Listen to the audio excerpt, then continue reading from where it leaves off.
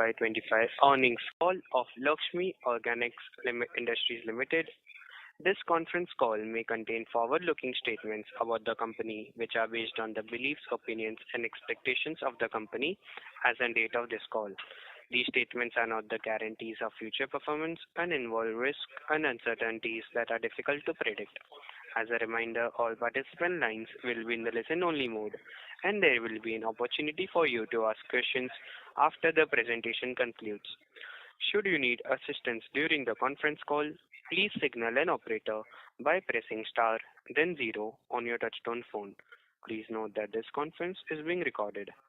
I now hand the conference over to Mr. Nishant Dudoria from Strategic Growth Advisors, the investor relation consultants for Laxmi Organic Industries Limited. Please go ahead, sir. Thank you, and over to you. Thank you, Shlo. Good afternoon, everyone, and thank you for joining us on the Q2 and H1 FY25 earnings conference call for Laxmi Organic Industries Limited. We have with us on the call Dr. Rajan Venkatesh, MD and CEO, and Mr. Mahadev Karnik, the CFO. The company has uploaded its financial results and investor presentation on company's website and stock exchanges. I hope everybody had an opportunity to go through the same. We will begin the call with opening commentary by the management, followed by Q&A session. Before we begin, I would like to point out that this conference call may contain forward-looking statements about the company, which are based on the beliefs, opinions, and expectations of the company as on the date of this call. These statements do not guarantee the future performance of the company, and it may involve risks and uncertainties that are difficult to predict. I would now like to invite Dr. Rajan, MD and CEO for Laxmi Organic Industries Limited, to give his opening remarks. Thank you, and over to you, Rajan. Thank you, Nishant.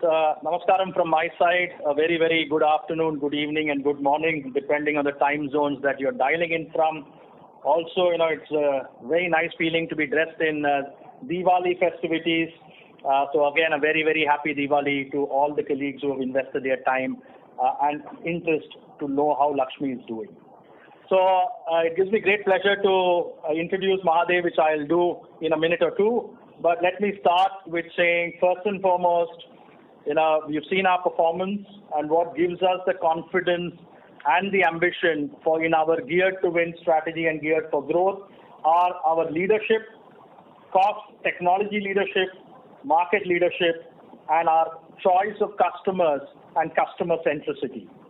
Our ambitions remain what we have called out in the past: technology and cost leadership to grow and diversify the product portfolio, top 5 in all segments globally that we operate in, and continuing to have 20% of our revenues coming from new products, especially in our specialty vertical. What are we leveraging? We are continuously leveraging our demonstrated capability of scaling up best-in-class technologies. We are tapping into our unleveraged balance sheet, which is enabling us to be ready to invest. We have large brownfield sites which are open for CAPEX, a credible board, and my experienced management team, and more so, and I would say double-clicking that, in a chemical industry, a very, very important integrated EHS program. As I then talk about my management team, it gives me great pleasure to have on board Mr. Mahadev Karnik. Mahadev is a rank holder, chartered accountant with 28 plus years experience. He joins us from Abbott, where he was associated with them for the last 13 years as part in the CFO functions in India and also for businesses outside of India. And prior to Abbott, he has been working with Roche, Unilever, and hence I'm thrilled. And today we realized also in Mahadev's introduction to the team, he also was coaching Sachin Tendulkar. So I'm glad to have him as part of my management team. What you also see is we are consequently also beefing up our talent bench. Mr. Sushil Mittal, who has joined in as our Chief Supply Chain Officer. He's a graduate from IIM Ahmedabad and spent about more than 25 years in the chemical industry across Dow and BASF, and primarily BASF, where he has spent more than 23 years in operations and managing strategies in supply chain across India, Deutschland, Germany, which was the headquarters, and also managing Asia Pacific. We are also thrilled to bring on board into our specialty verticals Dr. Milind Vaidya, who comes in as the head of marketing. Milind is a PhD from ICT Mumbai and then has been associated both on the technical and techno-commercial activities for large MNCs like Castrol in India, managing their innovation hub here, and he joins us from Atotech. So as you can see, ladies and gentlemen, we are beefing up, and we are not only beefing up on the hardware, but we are also beefing up on the software. When it comes to awards and accolades, I would like to also call this out. A great deal of effort has gone into this by the team. We have received national level EHS merit awards across both our Site 1 and Site 2 operations. And we are also very proud that we were recently felicitated by FICCI for the Excellence in Exports 2024 award in our category. What we have also showed you is, what has been our past run. And this is all part of the presentation I'm referring to. We've given you from FY 2010 to FY24 how Laxmi has developed itself both organically and inorganically, which has enabled us as an enterprise to deliver a 20% CAGR in revenues and 18% in EBITDA, which is what gives us the continued confidence that we remain geared to win and geared for growth. In our geared for growth, what we also very happily shared with you last quarter, for the financial steering, we have huge technology platforms in essentials, esterification, acetylation, and in specialties, the ketene, diketene platforms and fluorination, and developing newer platforms.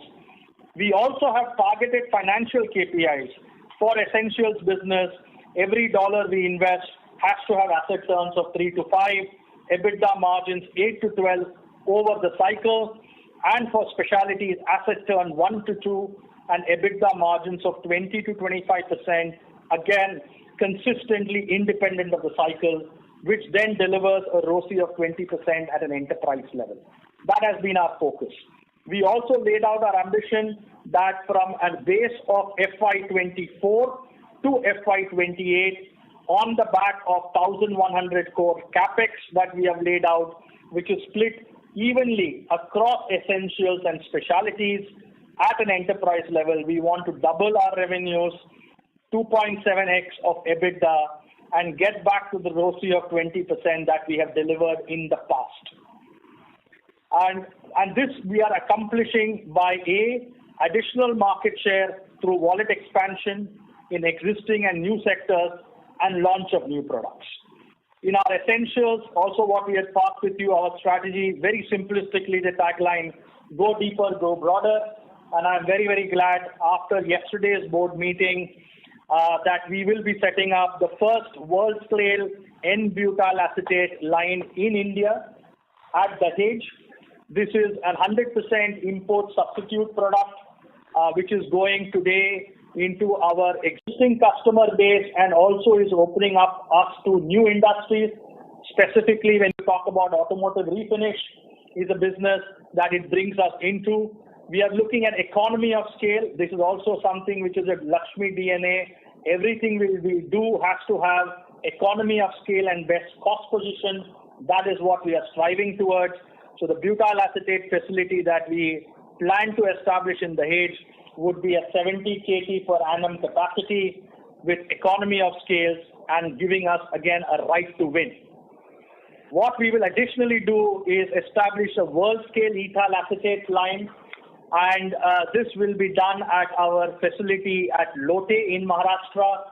Our Mahad facility, as we have shared in the past, why we would have liked to do it there, is sort of full up, and hence we decided, and also our Lote facility has got a mega status accreditation from the government of Maharashtra, which is what we are also able to tap into. That being said, what this also ensures is that we are able to provide to our customer base, which is very strong in West and South, I think a logistic advantage by being in that Mahad-Lote belt. And our Mahad plant is just an hour away, so also technology understanding, information flow works very, very well. By being in Lote and also having the mega industry status. There are certain incentives we will tap into which will be ROCE accredited for us in doing this investment.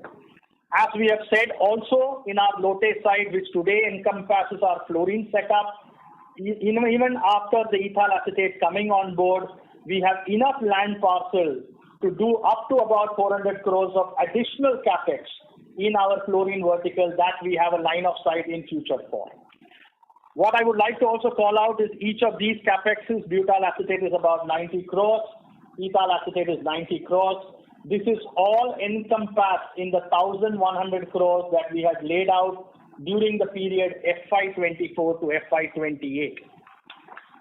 By doing this, I think we give you even more granularity of how the capex are being laid out into which product segments, and also I think giving you an excitement that we are also going to join into new industries. Coming to our ongoing capexes, the first one at Dahej, we are receiving all the regulatory approvals as we had indicated and as we have planned. We have also started civil foundation for our phase 1 Amber 2 plant, as we like to call it. The weighbridge calibration and equipment installation will commence for our Amber 2 asset. And at the same time, in parallel, all the pending regulatory approvals will also be provided. Coming to our other project, which is the fluoro project at Lote, as we also called out last time around, in Q1 we had submitted samples. We had submitted 10 samples to 20 customers. When I spoke to you last, we had got approvals from 8 of those customers. I am very glad to share now we have 16 of those customers who have approved our products. Additionally, we have 3 more products that we have sampled to more 7 new customers. This is keeping us in good stead, and the focus in Lote remains that we see revenues around 10 to 15% of our peak revenues coming in this financial year, and in the next financial year 40 to 60% of the peak revenues to be achieved and full peak revenues to be achieved in FY27. So that is what is keeping us gainfully occupied, and we are very, very excited about this. Another element which I'm very glad to talk about is basically our de-risked business model keeps us in good stead within exports and domestic. Revenues from top customers, top 10 customers are now actually lower to only 26%. And I think what excites me more is if you look at our industry spread, we are talking about a geographical spread where we are also building on our technical capabilities, especially in specialties, supplying also markets and customers in China. And we have grown that share from 2% in first half of last year, currently at 5%. And this is at an enterprise level across essentials and specialties, but fundamentally it's our specialty portfolio. And what you also see is the industries that we are serving. With the advent of both the diketene, expanding new industries, and fluorine, and also products like butyl acetate coming into the fold, we are actually entering newer segments. I spoke about auto as one, auto refinish, energy storage, as liquid coolants, metal surface treatment, and also personal care. What I would also like to add is this is something I talked with you in the previous calls. In our essentials portfolio, as we are broadening the scope, butyl acetate is what we have called out. We already did a soft launch for N-propyl acetate from our Mahad site, and that's a capacity of 25,000 tons. Also economy of scale, 100% import substitute product, which we are leveraging to our existing customer base and also to some new applications. That being said, let me pass it on to Mahadev, who will give you a little more granularity on the numbers. Thank you, Rajan. Good afternoon, ladies and gentlemen. I wish you a happy Diwali and prosperous Samvat 2081 ahead. It's indeed a resilient performance in the prevailing industry environment and the geopolitical situation. Now let me take you through the results. In our essential business, we have grown our volume strongly by 20% year on year, with a sales growth of 17%. And more importantly, sequentially the volume has grown by 16%. That shows our commercial excellence and operational excellence continued this year. In specialties, we saw robust performance in revenue, approximately growing at 23% year on year, with a better improved mix. Once again, we achieved a robust operating performance with EBITDA growing by 92% to rupees 74.7 crores compared to previous year. Notably, our sequential EBITDA demonstrated a remarkable improvement, increasing from 71.2 crores to 74.7 crores. Our gross margin for this quarter remained at 35.8 versus Q2 last year at 29.2, largely driven by the operational efficiency.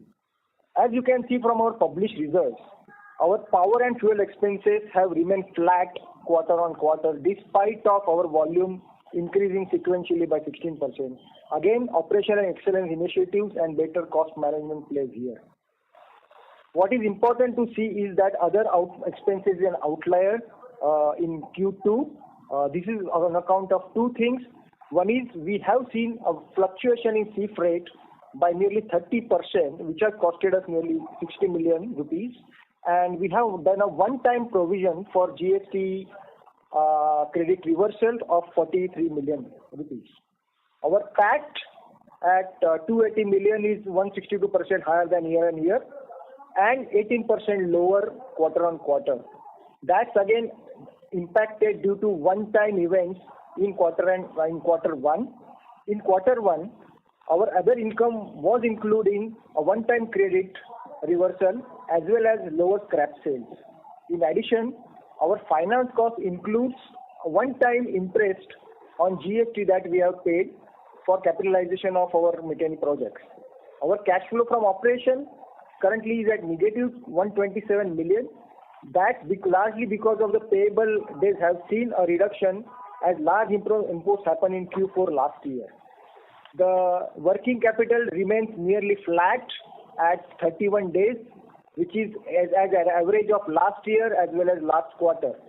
We have also increased our inventories in quarter two for specialty business to take care of the shutdown that we are planned in October this year. As we are progressing well on our Lote project, we expect capitalization to happen from Q3 end. So with that, I hand it over to Nishant.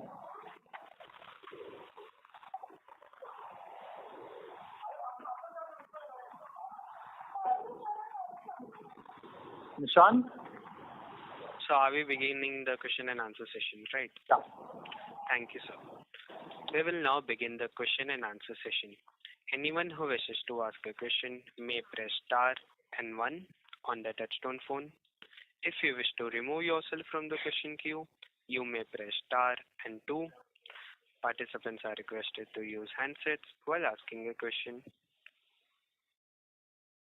The first question comes from the line of Nitesh Dhoot from Dolat Capital. Please go ahead. Hi team, thanks for the opportunity and welcome on board, Mahadev sir. I hope I'm audible. Yeah. So my first question is, if I look at the end applications, printing and packaging appears to be doing well, and also pigments, whereas agro and pharma are still weak. So if you could, give some more color on, what you gather from your customers, especially on the agro and pharma side. So that's my first question. Nitesh, always a pleasure. So let me take you through the key verticals that we are engaged with. So I think pigments, now when I look at it quarter on quarter and when I give a slight lens when I speak to our teams and I speak to customers, we are seeing it as being stable on that. And obviously Sudarshan's acquisition now, which is public or fallback, certainly has some positive ramifications. When we are talking about pharma, there again, we are seeing for, I would say, our solutions that we offer the industry, that being stable quarter on quarter, and that's our line of sight. Obviously, if you dig a little more into details, it depends on how large that element is. So I would view that as stable. Printing and packaging is something also we continue to see a certain level of stability, and that is also expected to move into the next quarter or this quarter, as we said.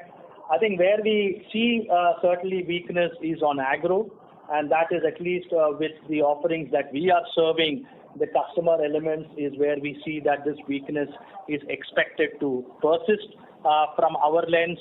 Otherwise, I think that's the broad lens. Obviously, you also see that we are broadening our scope of industries. So in our industrial solutions, we are also into the coatings, additives, sealants and elastomers. There we continue to see also demand being stable, and that is also what we are expecting moving into this quarter. Hopefully that gives you a flavor, Nitesh. Yes, it does. Thanks. And my second question, so basically we do we typically do a maintenance shutdown in Q2. And this time we postponed it. So will there be lower production in Q3? Okay. Thanks again for that. And I think that was a miss from my side. So yes, we did a quarter one. If you remember what we called out, we had a shutdown for our essentials business, which this is where you saw slight volume decline in quarter one. We actually took the maintenance shutdown for our specialty vertical in October. So it was earlier this month for 2 weeks, and we accomplished that planned maintenance shutdown in time, in budget, and there was zero injuries. So I'm very glad for that and the team's effort. What you also saw, we saw a slight pickup in inventory as of end of quarter two. This was, I think, a planned element because we knew we were having the shutdown for specialty happening. So that has also happened to answer your question specifically. Right. So since Q2 was a normal quarter, with ethyl acetate production at peak levels and Spec Chem also, as I understand, would be at optimum levels, would it be fair to say that the quarterly EBITDA run rate that we did, around 75 crores, would be a sustainable number, and any increase on this can only come from either pricing improvement or from additional capacities? So let me take that. That's our endeavor to ensure that our EBITDA is now at this range, and the aim is to make it higher. But currently, we are definitely targeting to make it as per the quarter two. Sure, sir. And just one last, if I may, before I join back the queue. So, in your opening comments, I believe, I somehow missed, so that this 180 crore capex that we've laid out is part of our larger 1100 crores capex. And secondly, I mean, on the ethyl acetate facility at Lote that we're setting up. So, are we doing away with our earlier thought of expanding the fluorine capacities later, or maybe if you can just clarify on that? Sorry, Nitesh, the line was not very clear. So let me just paraphrase what I heard and please confirm. You were double-clicking whether the capex that now we have announced for ethyl acetate and butyl acetate is encompassed in the 1,100 crore. Is that correct? That's correct. Yes. So I can double confirm that is the case. If you remember in last quarter, we said of the 1,100 crores, it is evenly split between essentials 550 and specialties 550. So in that essentials bucket of 550 is where this is nestled. Okay, that helps. Yeah. And on the Lote site, so fluorochemicals capacity, we thought of expanding there, and now we're doing ethyl acetate expansion on that site. So any change in thoughts there? So no change. As I said, what we have always maintained is we have only consumed 50% of the land bank at our Lote setup, and we have additional 50% of the land bank available where we had originally said or envisaged we can set up 500 crores of additional capex. Now with ethyl acetate coming, it still gives us enough and more. 40% of that land bank is available, so I think we can easily accommodate another 400 crore capex. So in no way it disrupts our larger planning to expand our footprint with a range of products for our fluoro intermediates business. Right, sir. That's helpful, sir. Thanks a lot for answering my questions, and I wish you all a happy Diwali. Thank you very much. Thank you. We would like to remind all our participants that you may press star and 1 to ask your questions. Thank you. The next question comes from the line of Pujan Shah from Molecule Ventures. Please go ahead. Hi, sir. Am I audible? Yes, sir, you are. Please go ahead. Yeah. Hi, Ranjan sir. Absolutely great set of numbers. And hi, Mahadev sir, for the on the board. So my first question would be on the first of all on the ethyl acetate capex, which you have been going expansion by we have been planning for 90 crores. So just wanted to understand what are the demand dynamics as of now we have been looking at, because we are operating at something 90-95% or capacity utilization, and what is the demand dynamic supply because of the chemical industry is being currently subdued. So how have we been looking into that, and why we have been pitching as of now this capex and initial. So first and foremost, thanks, Pujan. I think this is the first time we are interfacing. As we have always called out, Pujan, the essentials business has to be viewed not from a point in time, but over the cycle. Very different to our specialty business, which has to deliver robust EBITDA ranges of 20 to 25% independent of the cycle. So that's the first lens. The second lens, I think you already called it out. And what we have said is we've been in a very intense operational excellence journey since April of last financial year, which we have seen really delivering dividends in volume growth since quarter 4 of the previous financial year. Now, as one can only imagine, you can squeeze out only so much from an orange. So there is going to be a time while we have squeezed out 20% year-on-year volume growth. Right? At some point of time, you will need to have the next phase. And with our leading position in ethyl acetate, by the way, both domestically and also in exports, 30% of our ethyl acetate, if you look as a rule of thumb, we are exporting primarily into Europe, into Middle East, into Africa. And I think so we'd love to keep that leading position. I think what is important in this is our right to win. And right to win comes from economy of scale and cost competitiveness is what we will ensure again as we go into this 70 KT single plant setup that we are establishing. And additionally, this will be EBITDA accretive for us, and that's what is giving us the confidence to move into this. Okay. And the second question would be on the N-butyl side. So just wanted to understand, we know that this is a 100% import substitute product. So what encourages us to invest in this specific thing? And what are the sourcing we have been looking at this product? What would be the excluding the cycles? What would be the margins and how this product is being used? Right. So good. So let's take it step by step on that. First and foremost, butyl acetate is one of the other acetates. So what gives us the right to win is you have economy of scale on acetic acid purchasing.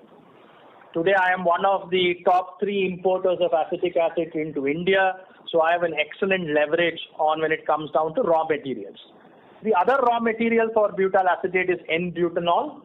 N-butanol is also produced in India. BPCL, for example, is one producer, and it also gets imported in. So there is also availability from a raw material side. Then comes the market element. So N-butyl acetate will be supplied and consumed from our existing customer base, as I explained, and also newer customer base. And third comes the technology lens. I think with Laxmi's deep understanding of this type of chemistries and technologies, we are entering this business with economies of scale, a 70 KT setup with best-in-cost positioning. And that is what is giving us comfort to move ahead with this investment. You also asked about margin profiles. Obviously, if you look back historically, this is certainly slightly more value accretive in a margin profile as compared to ethyl acetate. But I think as we get into the market and we are deeper understanding this, I think we will get more granularity and we'll be happy to share that with you as we continue our journey once we start the ramp up. Okay, sir. And just one more question on N-butyl. So could you just give us the industry side, what is the domestic, obviously it's import, so what could be the domestic consumption in India and total world production capacity? So if you look at import data, primarily volumes of N-butyl acetate tends to come into India from ASEAN and to a smaller extent China. Obviously, there are import duty, normal import duty that is sort of levied into this.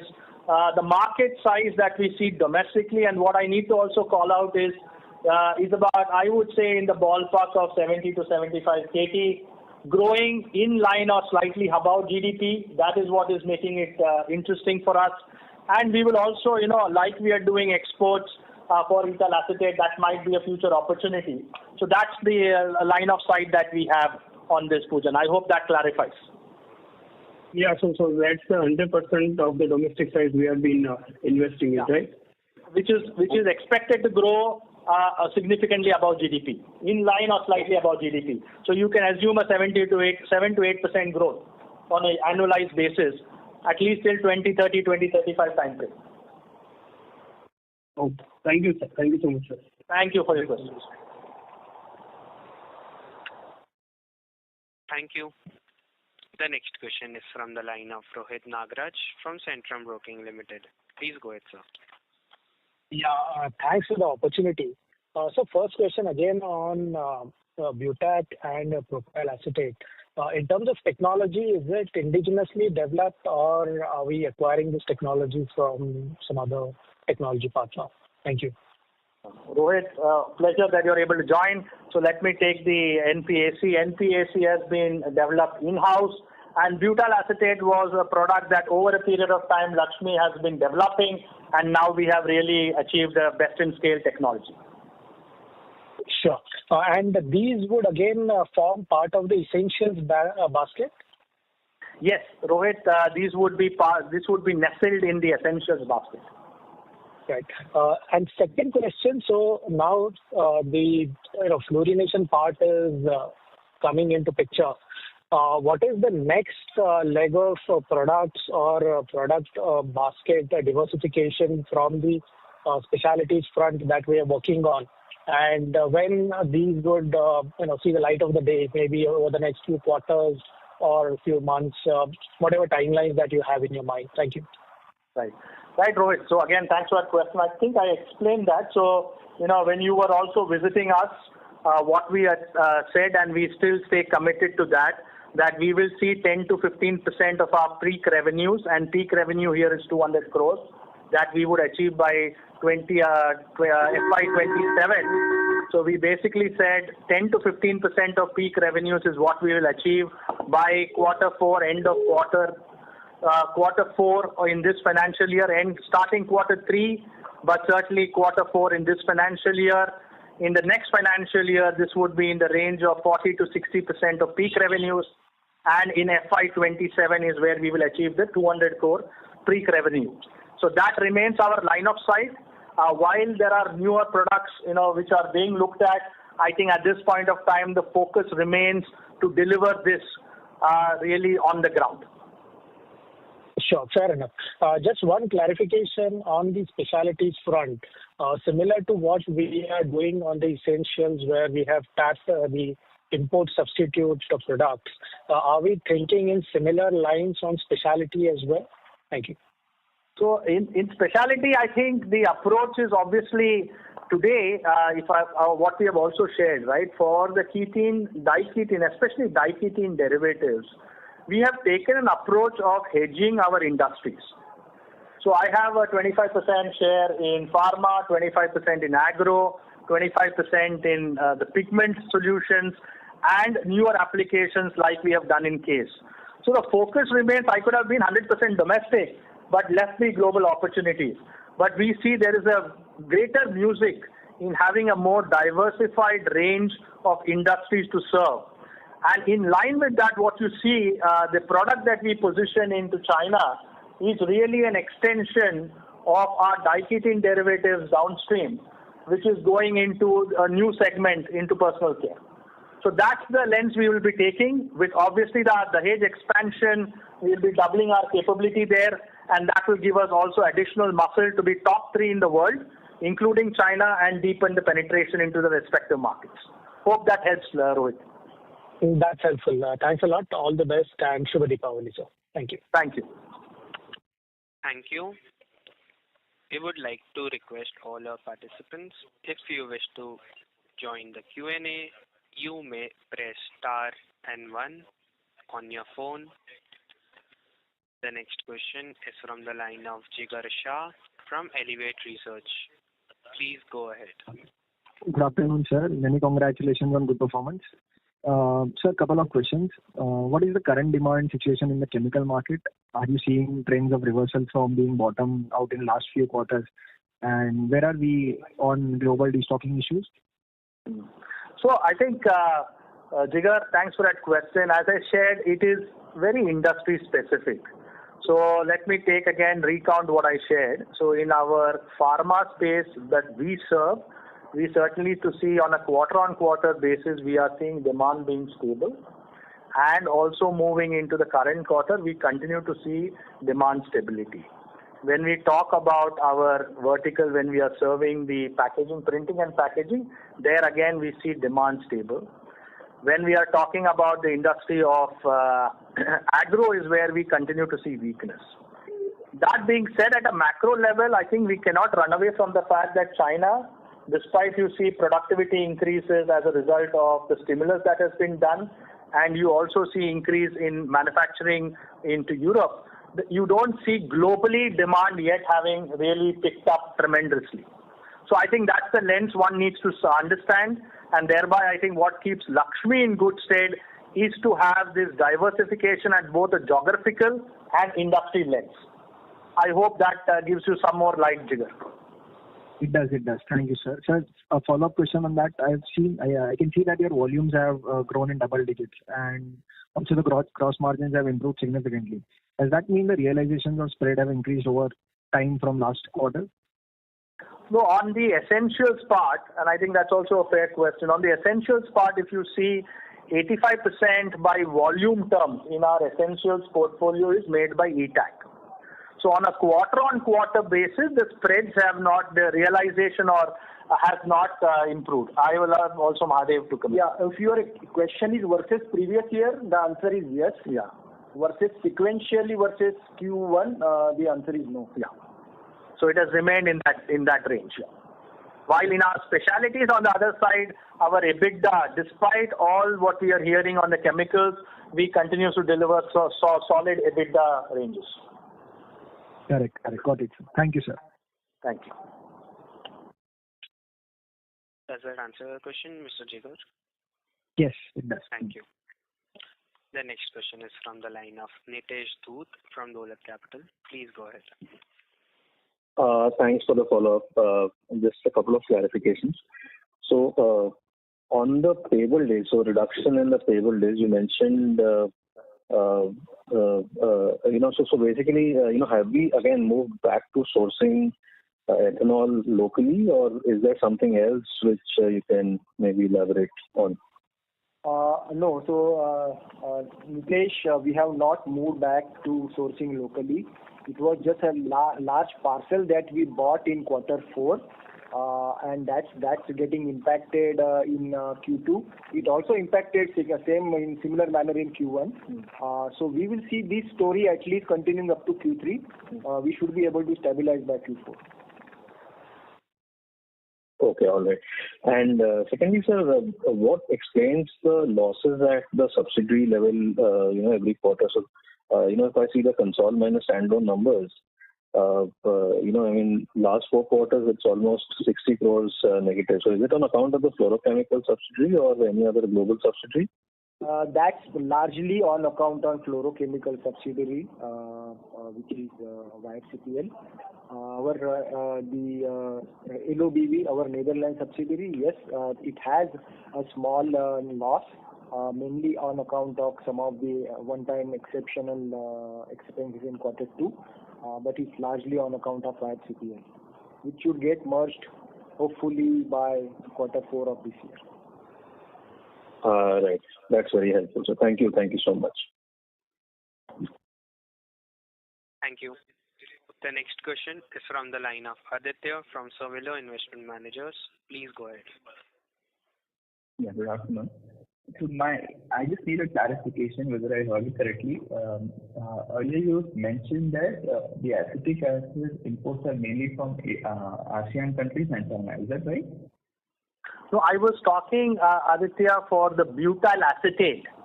So the butyl acetate that comes today into India is primarily coming from ASEAN. I would say 80 to 85% is ASEAN, and then you have 10 to 15% coming in from China. Acetic acid is a slightly different lens. Acetic acid also comes from ASEAN and also North Asia, and certainly I would say the split is maybe 40% coming from China and 60% from ASEAN. Hope that clarifies. Yeah. So then I have a question. So are these supplies being rerouted via ASEAN, or is it like manufactured in ASEAN? Are you referring to which? Are you referring to the butyl acetate potentially now? Yeah. So I think the lens there, Aditya, to take is, let me give you a very tangible example. We produce ethyl acetate. We have a market share today domestically of anywhere between 35 to 40%. There is not a single kilo of ethyl acetate coming from China into India. So I think the most important lens in a lot of these chemistries is, do you have the economies of scale and the cost position? And we believe with what we are setting up now, we will certainly have that, and that is giving us the right to win. Now, what will happen to those flows, I think is that something of their problem, not our problem, to be honest. Okay, because I was basically trying to get a sense of this whole Chinese overcapacity situation. And despite the fact that you did mention that there is some anti-dumping duty and all that, but are they trying to bypass that by rerouting it via ASEAN countries? What I was trying to understand. No, for specifically the portfolios that Laxmi is active in, that is not something we manifest. So what we really see, again, being very, very tangible, producers of butyl acetate in ASEAN are companies like Celanese and Petronas. And as I called it out also, there is only a very small part of butyl acetate coming in from China into India. Okay. Thank you. Does that answer your question, Mr. Aditya? Yeah, it does. Thank you. The last question is from the line of Ganesh Shetty, an individual investor. Please go ahead. Congratulations, management team, for the excellent set of numbers and achieving higher EBITDA. So my question is regarding our specialty chemicals suite, which you have incubated over a period of time. And is there any flexibility in processes in these products which we can tailor-make as per the requirement in future industry? Can you please throw some light on this, sir? Yeah, Mr. Shetty. So I think the strength of our specialty vertical is the entire element. These are multi-purpose assets, batch processes, which is basically giving us a greater deal of flexibility to do a range of chemistries and derivatives. So that's been the strength that we have developed. If you remember well, when we acquired the assets from Clariant, this was a range of about 8 products that we acquired. Today, as we speak, building on the efforts of the team and the R&D that has gone through, we have 50 plus products serving a range of applications. So I hope that gives you comfort that we are on top of our game on this one. Yes, sir. That's all from me. So thanks a lot and all the best. Thank you. Thank you. In the interest of time, this was the last question for today's conference call. I would now like to hand the conference over to the management of Laxmi Organic Industries Limited for closing comments. Again, thank you all for having invested your time around Diwali period onto this call. I'm deeply grateful to the entire Laxmi team. We have delivered double-digit top-line growth in quarter FY25 on a year-on-year basis and double-digit volume as well as bottom-line growth on a year-on-year basis in quarter FY25 and also first half, despite the prevailing market conditions. The growth, as we called out in our discussions and narrative, is driven with our continued focus, A, on operational excellence efforts in both additional volumes and improved cost positioning, capacity augmentation, and C, our customer-centric approach, which has enabled us to expand our market share and widen our reach to new industries. At our fluoro intermediate sites, the emphasis remains on scaling the plant with commercial production in second half of this financial, with a focus to start generating revenues also from this second half of this financial to expand our overall specialty product offerings to our customers. At the Dahej site, we remain on track to receive the pending regulatory approvals, and the project remains on track on timelines and budget. And I would like to conclude what we are focusing on, and Mr. Mahadev referred to this, in line with quarter two, we are also seeing into quarter three.